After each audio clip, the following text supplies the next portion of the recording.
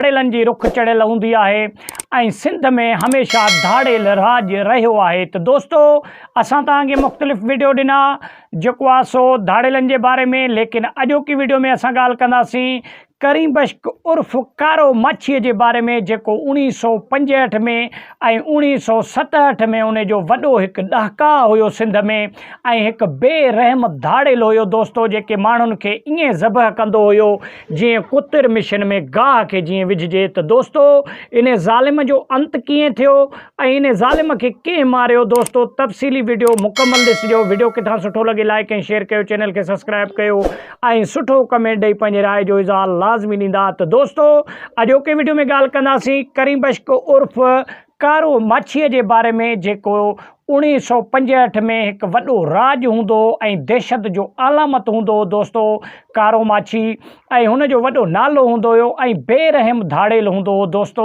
ऐं हिन वक़्तु बि जेको आहे सो खोड़साड़ा धाड़ेल आहिनि जेके ग़रीबनि जो ऐं जेको आहे सो अहसासु न कंदा आहिनि। लेकिन कारे माछीअ जी कहाणी अॼोके वीडियो में पाण ॻाल्हि कंदासीं दोस्तो। कारो माछी हिकु बेरहम धाड़ेल हुयो ऐं उन खां अलावा कारो माछी हुर फोर्स में बि शामिलु हुयो दोस्तो। पीर पागारे जी फोर्स आहे वॾी, तव्हांखे ख़बर आहे हुर फोर्स, उन में जेके अॻे ज़माने जा फोर्स हुया पोइ उन मां हे कारो माछी जेको आहे सो हुर फोर्स मां ग़ाइबु थी वियो हो ऐं जेको आहे सो अलॻि थी वियो। पोइ साईं घणनि जेके रूपोश जेके हुया पंहिंजा फ़ौजी, उन्हनि खे साईं चयो चई सभई पेश थियनि, लेकिन कारो माछी जेको आहे सो पेश न थियो, ॿिया सभई पेश थिया। त दोस्तो कारे माछीअ खे खोड़ सारनि मारण जे लाइ जॻहनि ते पुलिस ऑपरेशन कयो ऐं खोड़ सारा जेके हुकूमती मिशनगिरी आहे उन्हनि खे इस्तेमालु कयो वियो, लेकिन कारो माछी जेको आहे सो हिननि जे रुख न चढ़ियो दोस्तो।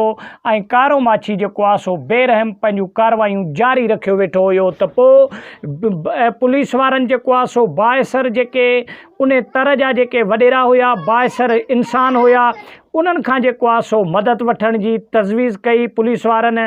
पोइ उन्हनि खां बि मदद वरितऊं। पोइ साईं पीर पागारे ॾे जेको आहे सो पुलिस जी टीम आई ऐं साईं पीर खे जेको आहे सो रिक्वेस्ट कयूं त साईं हिन कारे माछीअ जेको आहे सो असांजे ॾाढो तंग कयो आहे ऐं वॾियूं बेरहम कार्रवायूं पियो करे ऐं ग़रीब गुरबनि खे जेको आहे सो मारे पियो, इन खे जेको आहे सो पकड़ण में या मारण में असांजी मदद कयो।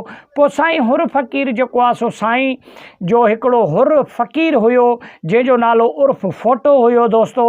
पोइ साईं टास ॾिनो उन्हनि खे त तव्हां पंहिंजी टीम जोड़े जेको आहे सो कारे माछीअ खे कहिड़े बि तरीक़े सां मारे ऐं जा ज़िंदा पकड़े अचो। त पोइ फोटे फ़क़ीर साईं खे चयो साईं हो वॾो बेरहम ऐं ज़ालिम आहे ऐं असां खां बि ताक़त में वधीक जेको आहे ऐं असां उनखे कीअं मारियूं। त पोइ साईं जेको आहे सो पंहिंजे फ़क़ीर खे चयो, फोटे फ़क़ीर खे चयो, चई त मुंहिंजी दुआ अथव तव्हां वञो ऐं इहो कारो माछी अंधो थी तव्हांखे ज़िंदा पकड़ण ॾींदो, तव्हां वञी मुंहिंजी दुआ अथव वञी कार्रवाई कयो। त दोस्तो पोइ फोटे फ़क़ीर पंहिंजो टीम वठी जेको आहे सो 2-3 कार्रवायूं कयूं, लेकिन कारो माछी हिननि जे रुख न चढ़ियो।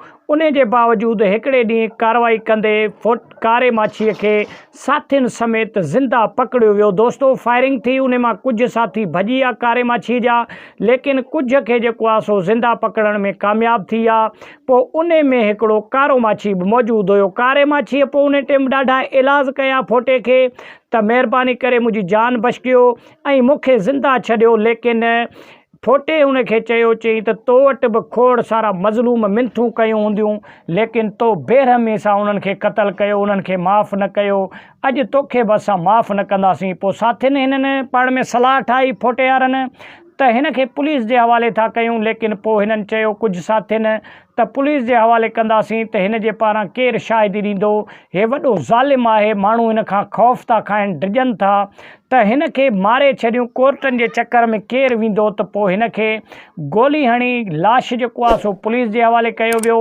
त वॾी महिरबानी दोस्तो, मिलंदासीं नेक्स्ट वीडियो में इंशाअल्लाह। अहिड़ा मज़ेदार कहाणी तव्हांजे लाइ खणी ईंदा आहियूं असां पंहिंजे चैनल ते। चैनल किथां सुठो लॻे लाइक ऐं शेयर कयो, वॾी महिरबानी।